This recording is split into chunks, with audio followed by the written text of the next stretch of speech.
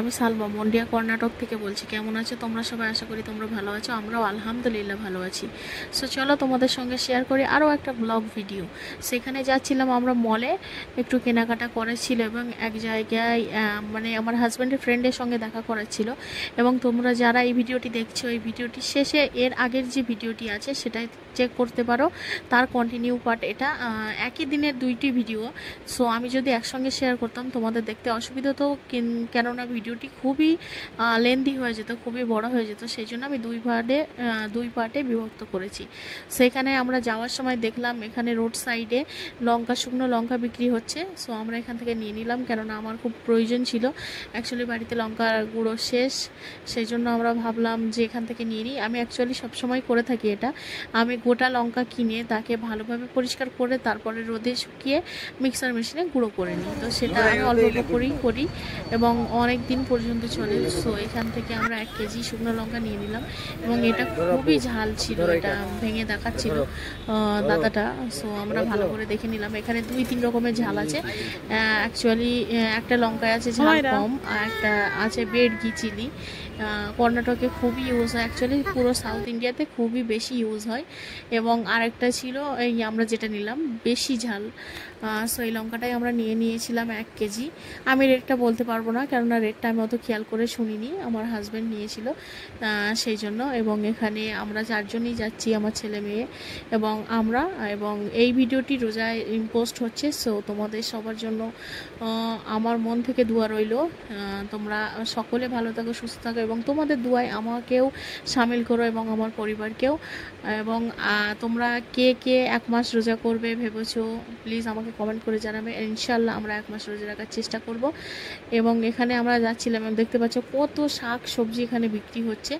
আমরা যে জায়গাটায় থাকি এখানে খুবই মানে ফ্রেশ শাক সবজি গ্রাম থেকে এনে বিক্রি করা হয়, কেননা এই শহরটির পাশেই ছোট ছোট অনেক গ্রাম আছে।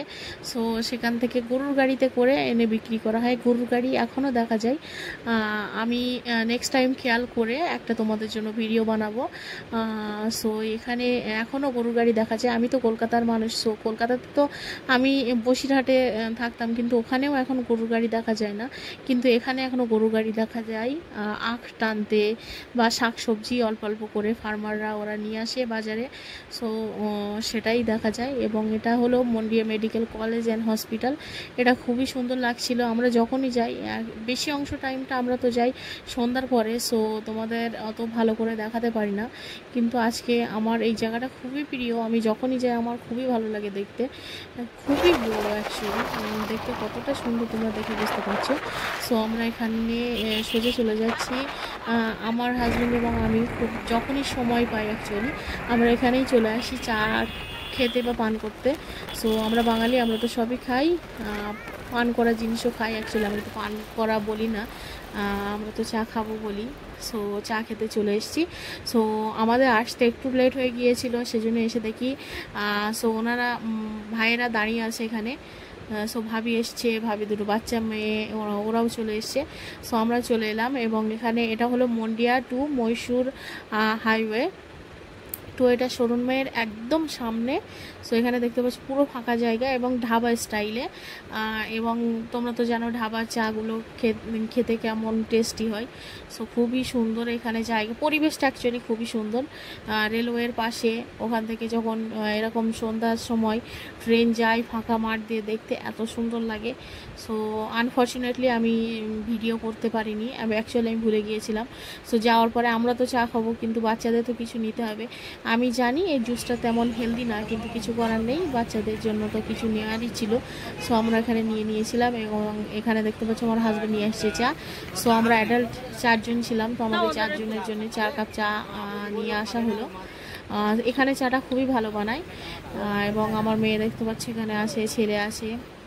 সো আমার ছেলে যখন ওর আন্টি মানে ভাবি যখনই আসে ও ভাবির কাছেই গিয়ে বসে থাকে, অ্যান্ড ভাবি ওকে খুব আদর করে, দ্যাটস ওয়াই। এবং তারপরে আমরা ডক্টরের কাছ থেকে ঘুরে ব্লাড টেস্ট দিয়েছিল। সো আমরা এসে গেছি এখানে ব্লাড টেস্টের জন্য। অ্যাকচুয়ালি ভিটামিনস কিছু টেস্ট ছিল, দ্যাটস ওয়াই। কিন্তু আলহামদুলিল্লাহ তেমন কোনো কিছু সমস্যা হয়নি, সব কিছু টেস্টের রেজাল্ট নর্মাল। সেখানে একটা অ্যাকোরিয়াম আছে, খুবই বড়, এটা দেখতে পাচ্ছ। সো এখানে আমার ছেলে মেয়ে ওর তিনজনই ছোট, যে তিনজন ওরা অ্যাকোরিয়াম দেখে আমার মেয়ে তো বলছে এফ ফর ফিশ। সো এটা বলে ও লাফালাফি করছিল, খুবই ইন্টারেস্টেড। এখানে দেখতে রং বেরঙের মাছ ছিল, তো কালারফুল অনেকগুলো, দ্যাটস ওয়াই। এবং আমরা বাড়ি চলে এসেছি ওখান থেকে কাজ মিটিয়ে। সো এখানে আসার সময় দেখতে পাচ্ছ পুরো রাস্তাটা লাইটিং করেছিল, তখন এখানে একটা পুজো হচ্ছিল, দ্যাটস ওয়াই।